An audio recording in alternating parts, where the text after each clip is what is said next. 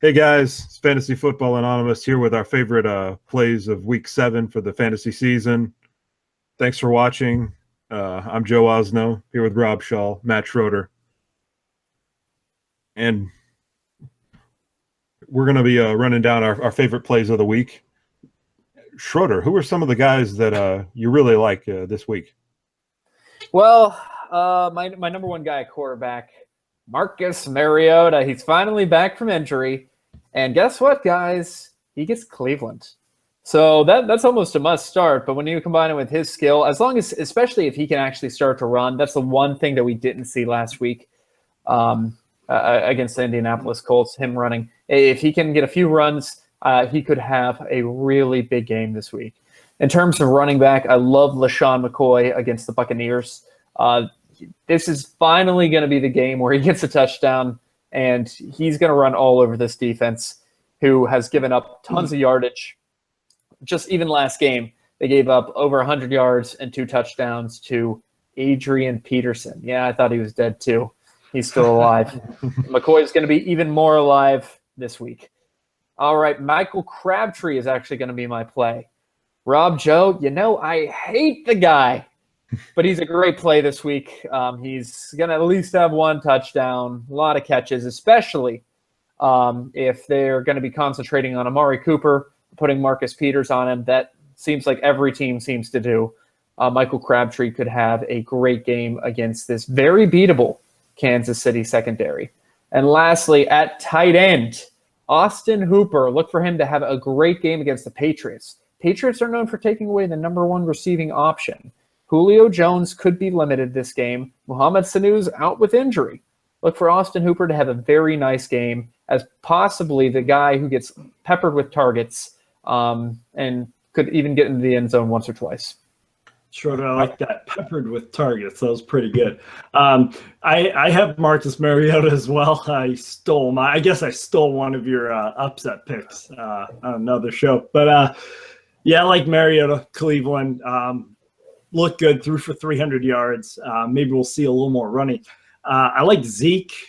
He's playing San Fran, and I mean, he's Ezekiel Elliott. The O-line still there against a weak defense. I think he's going to explode this week. You could start him with confidence easily. I like Pierre Garcon. Same game. I think that they're going to be behind. I think they're going to be behind early. I think in the second half, I think they're going to have to throw the ball. And I think Garcon is going to get a lot of targets no matter who's playing at quarterback. I think there's just going to be a lot of thrown balls in this game, second half for the 49ers. So I like Garcon. And might be a little surprised. I usually pick Zach Ertz every week, but I was like, he's great. We know that. Evan Ingram, even against Seattle, tough defense, a defense that's been a little more breakable lately, but still very, very good. He's a good tight end, and he's their main option with all the injuries there. So he's put up several solid weeks, and with the tight end, question marks around the league, I think he's a good play. I think you still start him with confidence, even against a tough defense. Nice. I like it, Rob. Both good calls, both you guys. Quarterbacks, I love Dak Prescott, and I've already talked about it. This could be a game where a lot of points are scored, kind of like that Rams 49ers game that we saw on Thursday night a few weeks back. Mark Ingram had a blow-up game last week. I love him again in this one. He's probably a decent bet for at least 1 touchdown, and he's going to run all over Green Bay. Not my favorite wide receiver play by any means, but kind of a glory call here. I'm going with Sammy Watkins against Arizona. Yeah, Arizona. We've already said Patrick Peterson's banged up. Sammy Watkins roasted AJ Bouye multiple times in Jacksonville. Should have had at least 1 long touchdown. Goff just missed him. He's a chance to blow up every week because I think he's one of the top most talented wide receivers in the NFL. And I love Delaney Walker this week. They've tried to manufacture him a touchdown against Indianapolis. It just didn't work out. Against Cleveland, I think it definitely will. They really struggle to defend the tight end, and Marcus Mariota is in a blow-up spot here, so I like his chances of scoring. Guys, I'm a little bit off of Russell Wilson against the Giants defense that looked a little bit resurgent. Obviously, I think they're going to win this game. He should be fine, but maybe not great in this matchup.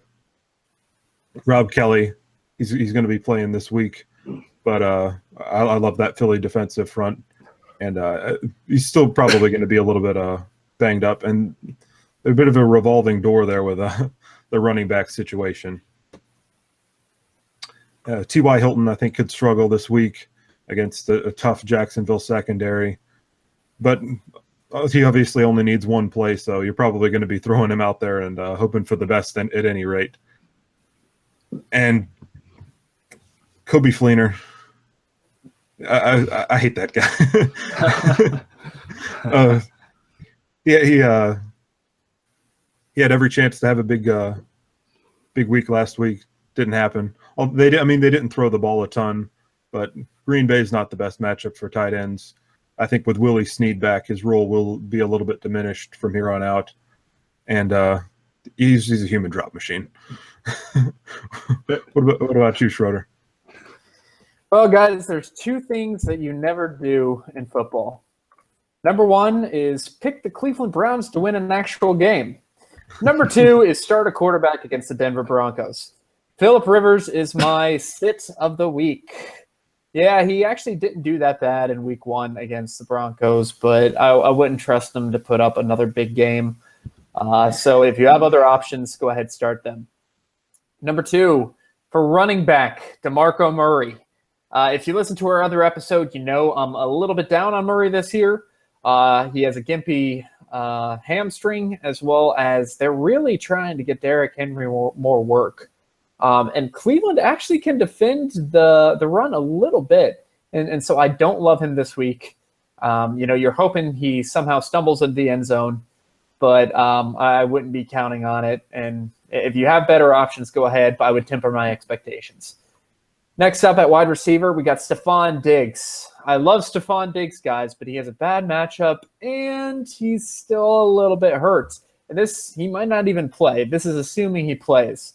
He had the same injury last year, and it really slowed him down. He had a great start to the year last year, and then he got the same injury he had this year, the groin injury, and now, he went downhill from there.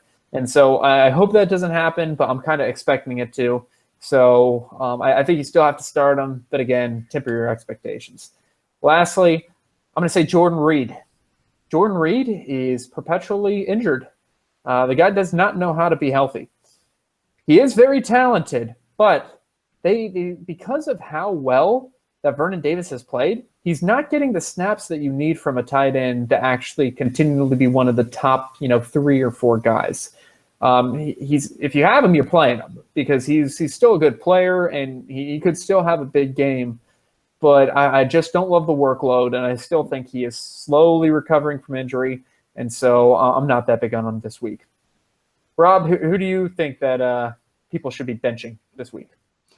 I wouldn't go as far as to say to necessarily bench this guy, but I got Carson Wentz, and the reason I'm saying this, I love Carson Wentz, and I think he'll have a pretty solid game. But some people have him in the top 5 this week. I just think there's better options. You got Cam, Brady, Matt Ryan. So I'm going with Wentz. I don't really hate him, but I just feel like you might want to temper the expectations there. I just think there's some really there this week, some good sleeper ones. So if you have a Brady or and a Wentz, I'd go with those guys over Wentz this week. Isaiah Crowell.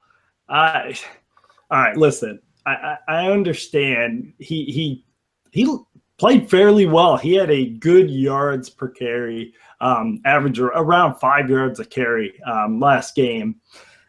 but he only had 12 carries. So I just don't see that trend continuing, even against a bad defense.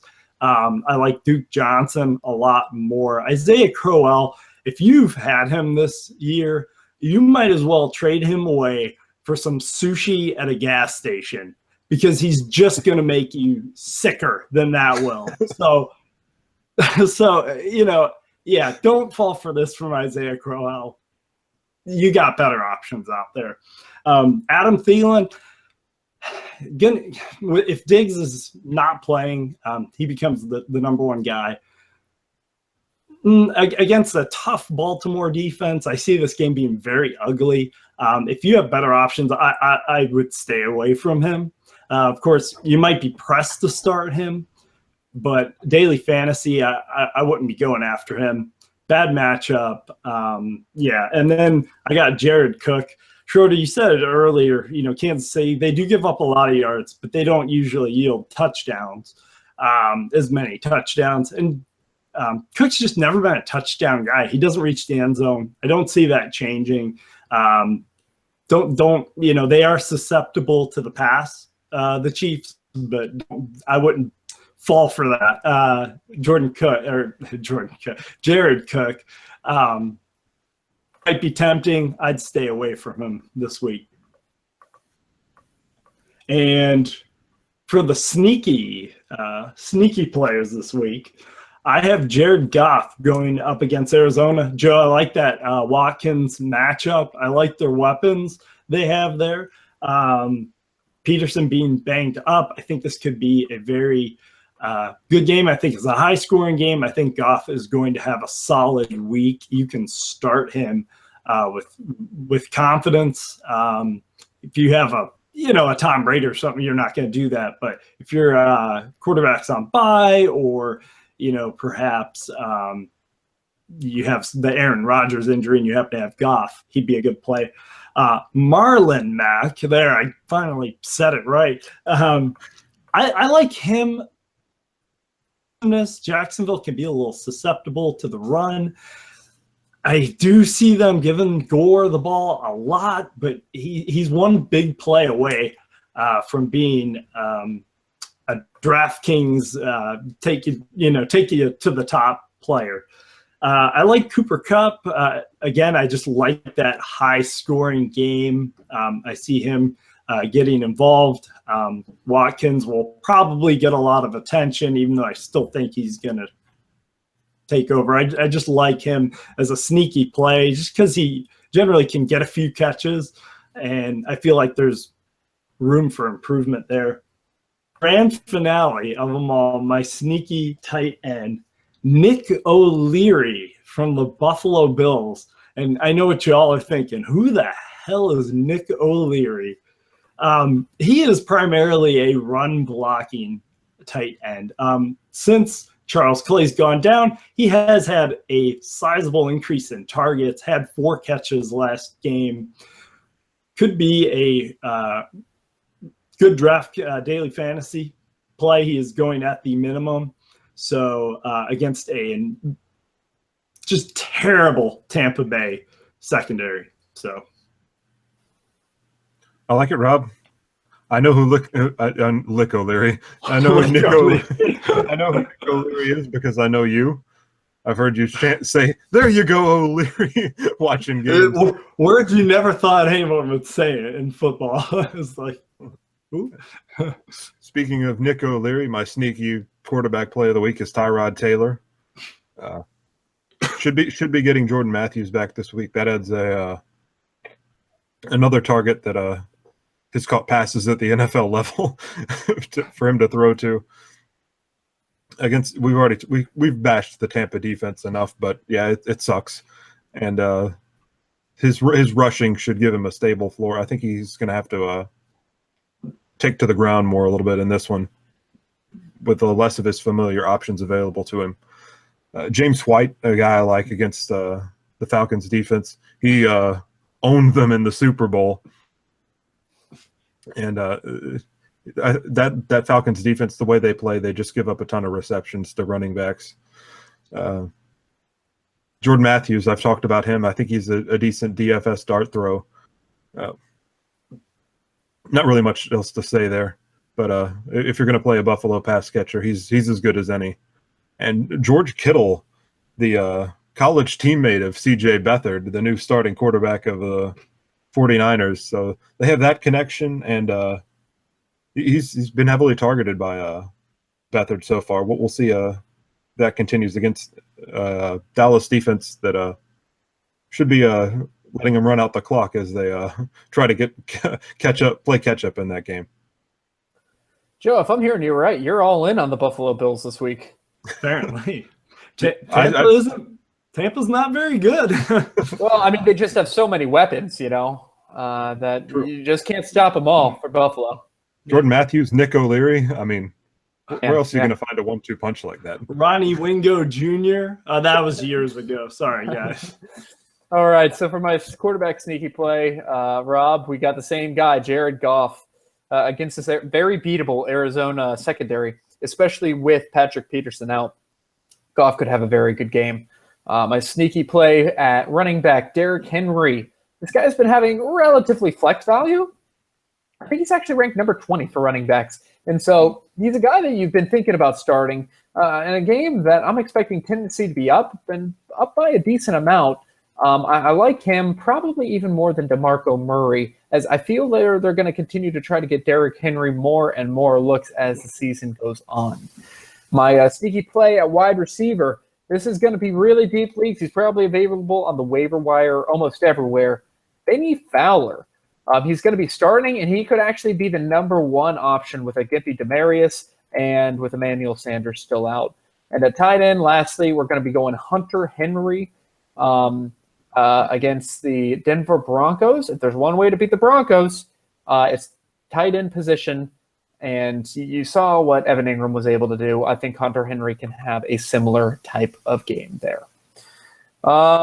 So again, guys, thanks for watching. Please go ahead, like this video, and subscribe. In the meantime, if you have any questions on who you should start, who you should sit, ask us anything about our favorite teams, or really think anything in general, go ahead. Send us an email at ffanonymous3@gmail.com, or you can follow us or tweet us at ffanonymous3. Thanks, guys, for listening. See you next week.